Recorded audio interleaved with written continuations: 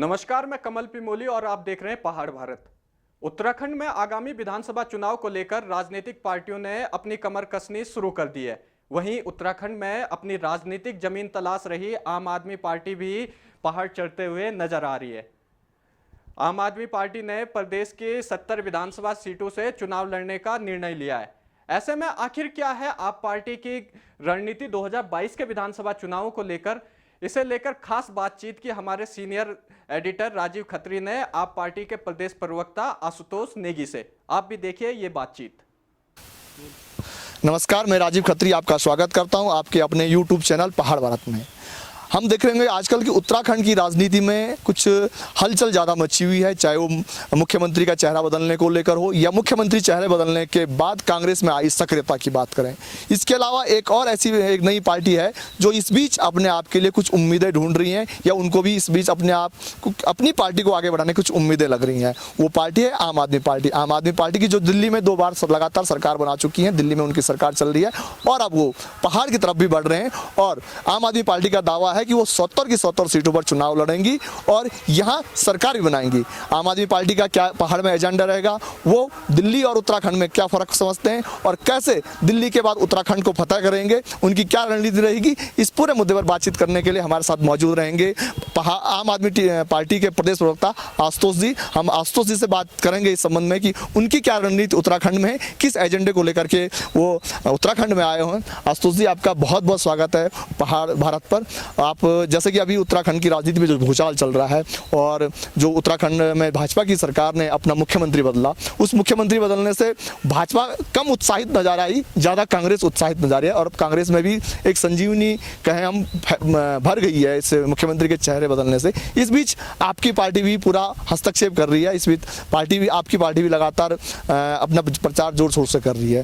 तो क्या आपकी पार्टी की रणनीति है उत्तराखंड के लिए? देखिए, पहले तो मैं पहाड़ भारत के सभी दर्शकों को नमस्कार करता हूं और जो आपका सवाल है उस पर आता हूं। देखिए, आम आदमी पार्टी यहाँ पे एक बड़ा राजनीतिक सुधार करने के लिए आई है कि हम लोग काम की राजनीति यहाँ पे करना चाहते हैं। भाई, भाजपा धर्म की राजनीति करती है, कांग्रेस दूसरे किस्म की राजनीति करती है। हम अपना डिस्प्ले कार्ड लेके यहाँ पे आए हैं कि हमने दिल्ली में 2 बार वहाँ पे मजबूती से सरकार बनाई है, काम किया है धरातल पे, स्कूल बेहतर कर दिए हैं, अस्पताल बेहतर कर दिए हैं, बिजली पानी मुफ्त दे रहे हैं, महिला सुरक्षा की हम बात करते हैं वहाँ पे, वो ग्राउंड पे आपको दिखाई देगा, वाईफाई नेटवर्क जगह जगह आपको मिलेगा। तरह तरह की इस तरह की सुविधाएं हम दिल्ली में लेके आ गए हैं कि बार बार वहाँ की जनता मोदी सरकार के होने के बावजूद, मोदी सरकार का मतलब आप समझते हैं कि मोदी जी और पूरा उनका मंत्रिमंडल, अमित शाह, सारे मुख्यमंत्री बीजेपी के और सारे कार्यकर्ता और उसके साथ आरएसएस, उसके बावजूद अगर लगातार भाजपा वहाँ पे समाप्त हो रही है, मैं समाप्त कहूँगा, जीरो पे आ जा रही है, हाशिए पे आ जा रही है, तो आम आदमी पार्टी वहाँ पे काम कर रही है और वही विजन लेके हम यहाँ पे आए हैं कि यही व्यवस्थाएं सुधार करने की आवश्यकता यहाँ भी है और हम करेंगे। आपने डिस्प्ले कार्ड की बात कही कि हम जो दिल्ली में लगातार 2 बार हमने सरकार बनाई है, उसके डिस्प्ले कार्ड को लेकर हम यहाँ पर आएंगे।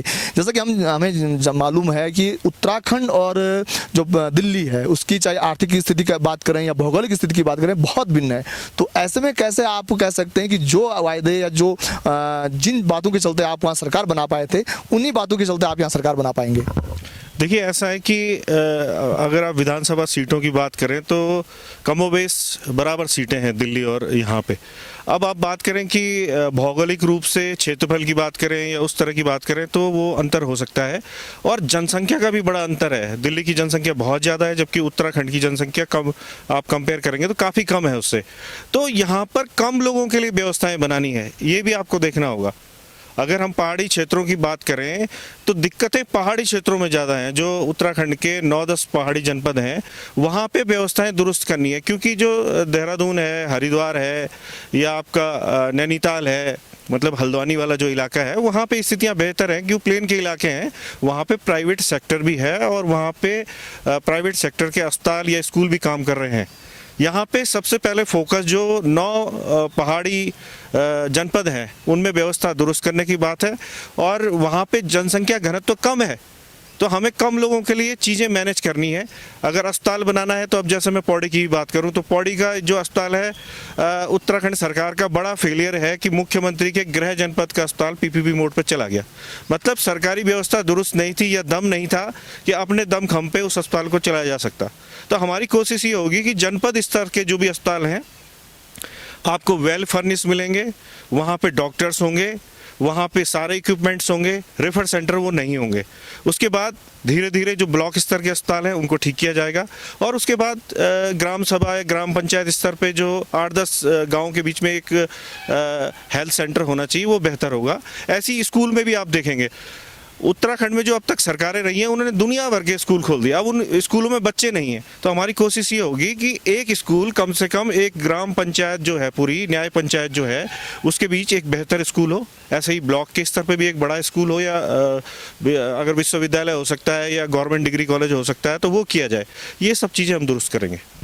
उत्तराखंड एक छोटा राज्य है और यहाँ का अब तक जो इतिहास रहा है, यहाँ पे लोग राष्ट्रीय दलों पे ज़्यादा विश्वास करते हैं। अब तक जो भी सरकारें बनी हैं वो अल्टरनेट में बनी है, कभी कांग्रेस की तो कभी बीजेपी की, और लोगों ने इन दोनों पर विश्वास जताया है। और अब अगर हम मुद्दों की बात करें तो अब कांग्रेस ने भी बिजली और पानी फ्री देने की बात की है। कुछ दिन पहले जब श्रीनगर में कांग्रेस की एक रैली हुई थी तो वहाँ पर जो उनके मुख्यमंत्री के अब तक जो दावेदार बताए जा रहे हैं, हरीश रावत जी, उन्होंने कहा था कि हम 100 यूनिट तक फ्री बिजली देंगे। तो एक तो पहले से उत्तराखंड में राष्ट्रीय दलों के प्रति रुझान रहा है लोगों का, और अब वो जो चीज़ें आप दिल्ली में दे रहे हैं वो उन चीज़ों को यहाँ देने की बात कर रहे हैं। और दूसरी सबसे बड़ी बात है कि अभी तक आपके पास कोई अपना चेहरा नहीं है या पार्टी का कोई ऐसा संगठन खुल करके लोगों के सामने नहीं आया। तो ऐसे में लोग कैसे आप पे विश्वास जताएं या कैसे आपसे उम्मीद रखें? देखिए, ऐसा है कि कांग्रेस भाजपा जो है यहाँ पे लगातार 20-21 सालों से फेलियर हो रही है। ये तो जनता मानती है, इसी वजह से बदलाव करती है कि एक बार अगर कांग्रेस आती है तो दूसरी बार यहाँ भाजपा आती है। यहाँ पर एक अल्टरनेटिव राजनीतिक दल था ही नहीं, क्योंकि यूकेडी को आप नहीं कह सकते क्योंकि वो लगातार उनका ग्राफ गिरता गया और बाद में वो शून्य पे आ गए। आम आदमी पार्टी यहाँ पे एक, आप पहले से ही समझ सकते हैं कि एक मजबूत पार्टी है जो कि केंद्र में सत्ता में है। आपके पास ऐसा दल यहाँ पे नहीं था जो किसी राज्य में अपना काम कर रहा हो। एक ऐसा दल यहाँ पे आ गया जिसके पास दिल्ली का पूरा एक मॉडल है कि दिल्ली में हमने किस तरह से काम किया, तो एक बेहतर ऑप्शन आ गया है मजबूत। और आप ये देखेंगे कि जब कोई चीज़ें लगातार फेल हो रही हैं तो बदलाव करके जनता को कुछ मिला नहीं है पिछले 20-21 सालों में, तो अब नेचुरल चॉइस आम आदमी पार्टी है। और आप ये भी देख रहे होंगे कि कांग्रेस और भाजपा से कई लोग इस बीच जो कि पॉजिटिव थिंकिंग के थे, जो चाहते थे कि उत्तराखंड में जो जिस परिकल्पना को लेकर उत्तराखंड बना है वो लोग भी आम आदमी पार्टी में आ रहे हैं। तो लगातार जैसे आपने देखा होगा रवींद्र जुगरान जी बीजेपी से आ गए हैं, अब कोठियाल जी भी की आने की संभावना है। मैं आपको बता दूं कि कोठियाल जी भी शायद आ सकते हैं जल्दी, और कई बड़े चेहरे आ सकते हैं आम आदमी पार्टी में। तो इन्हीं लोगों में से एक बेहतर चेहरा, मुख्यमंत्री का चेहरा भी आपको दिखाई देगा। तो ऐसी कोई बात नहीं रहेगी और पूरा विश्वास व्यक्त करेगी जनता, ऐसी मेरी उम्मीद है। अभी तक जैसा अभी बात में चेहरे की बात हम लोगों के बीच आई, तो सबसे बड़ी आपकी जो चुनौती रहेगी आम आदमी पार्टी की वो यही है कि अभी आपके पास नीचे कार्यकर्ता से लेकर के आपको जिसके नेतृत्व में चुनाव लड़ना वो तक चेहरा आपके पास नहीं है। चाहे आप प्रत्येक विधानसभा क्षेत्र में विधायकों की बात करें या उसके बाद अगर सरकार गठन की बात आती है तो मुख्यमंत्री की बात करें, तो ऐसे में इस चुनौती से कैसे आम आदमी पार्टी निपटेगी? देखिए, सबसे बड़ा जो प्लस पॉइंट है आम आदमी पार्टी का कि आम आदमी पार्टी ने जब माननीय केजरीवाल जी ने कहा था कि उत्तराखंड की 70 सीटों पे हम विधानसभा चुनाव लड़ेंगे, हमारा जो कार्यकर्ता है पूरी तरीके से एक्टिव हो गया था। आप देख रहे हैं पिछले 1.5 महीने से जो हमारा डिस्प्ले वैन है, डिजिटल वैन है, जिसमें आम आदमी पार्टी का दिल्ली मॉडल है, वो जगह जगह विधानसभाओं में ग्रामीण क्षेत्रों में घूम चुकी है। और लगातार हमारे जो कार्यकर्ता है बहुत ज़्यादा एडवांस तरीके से जनता को सारा विजन समझा रहे हैं, जनता के सवालों का जवाब दे रहे हैं, अपना कम बोल रहे हैं, जनता की ज़्यादा सुन रहे हैं। तो लगातार हमारी जो कनेक्टिविटी है, बहुत स्ट्रॉन्ग कनेक्टिविटी जनता से बन चुकी है और इसका परिणाम बहुत पॉजिटिव आने वाला है। आप आश्वस्त रहिए, एक बेहतर चेहरा जो कि कांग्रेस और भाजपा के जो चेहरे हैं उनसे अलग दिखाई देगा। एक ईमानदार छवि का आदमी जिस पे जनता विश्वास करेगी कि ये काम करेंगे। और जिस तरह का विजन केजरीवाल जी का है, सिसोदिया जी का जिस तरह से शिक्षा व्यवस्था में सुधार लाए हैं, उसी तरीका का काम यहाँ भी होगा। ये बिल्कुल मैं आपको वादा करता हूँ, यहाँ पे ऐसा होने वाला है। जो बातें आ रही हैं अभी कि आम आदमी पार्टी जो और छोटे छोटे राजनीतिक दल हैं उनको भी अपने साथ लेकर चल सकती है और उनके साथ चुनाव लड़ सकती है। बात यहाँ तक आ रही है कि आम आदमी पार्टी जो है कि यूकेडी को भी अपने साथ लेकर चल रही है। तो इनमें कितनी सत्यता है कि यूकेडी को अपने साथ लेकर चलें, या फिर जो और छोटे छोटे राजनीतिक दल अभी बन रहे हैं या छोटे पहले से काम कर रहे हैं उनको भी आम आदमी पार्टी साथ लेकर के चुनाव लड़े? बिल्कुल इस तरह सोचा जा रहा है, जो मुझे जानकारी है। क्योंकि देखिए यूकेडी में जो लोग हैं वो उत्तराखंड का भला चाहने वाले लोग हैं, लेकिन संसाधन विहीन होने के कारण यूकेडी जो है आगे नहीं बढ़ पाई। बहुत सारे अच्छे लोग वहाँ हैं और कई स्ट्रॉन्ग कैंडिडेट भी हैं उनके पास, तो इस बारे में निश्चित रूप से सोचा जा रहा है। इसके अलावा दिनेश धने जी अपनी पार्टी को लेके टिहरी में चुनाव लड़ रहे हैं, तो हो सकता है कि उनके साथ भी कोई समझौता हो जाए। तो हमारी कोशिश ये है कि अच्छे लोग जीतने चाहिए। अगर हम लोग बिखराव करेंगे तो कहीं ना कहीं भाजपा को इसका फायदा होगा। हमारा एक ही मकसद है कि जो राष्ट्रीय दलों का कुशासन है यहाँ पे उसको समाप्त किया जाए, और उसके लिए अगर कोई गठजोड़ इस तरह के छोटे दलों से करने पड़ेंगे तो मेरे ख्याल से जायज़ है ये बात। काफ़ी समय से एक बात ये भी खुल करके आ रही है कि आम आदमी पार्टी में बहुत जल्दी ही इसी 1-2 महीने के भीतर भीतर एक मंत्री और कुछ विधायक भी आने वाले हैं। तो क्या इनमें सत्यता है कुछ? जी हाँ, वो बात हो चुकी है, लेकिन क्योंकि अभी आप जानते हैं कि अगर अभी से हम खुलासा करेंगे तो उनके लिए वहाँ दिक्कतें होंगी, और दूसरा उपचुनाव की स्थिति भी पैदा होगी। तो जैसे ही ये सरकार का कार्यकाल समाप्ति पे होगा तो वो लोग यहाँ आ जाएंगे, कांग्रेस से भी आएंगे और इधर सरकार से तो आ ही रहे हैं। तो जैसे कि मंत्री आने की आप बात कर रहे हैं और विधायकों की आने की बात कर रहे हैं, तो जो और चाहे बीजेपी या जो कांग्रेस में होता है जोड़ तोड़ की राजनीति, तो हम ये माने कि आप भी जोड़ तोड़ की राजनीति कर रही है? देखिए, राजनीति में जोड़ तोड़ तो करने पड़ते हैं।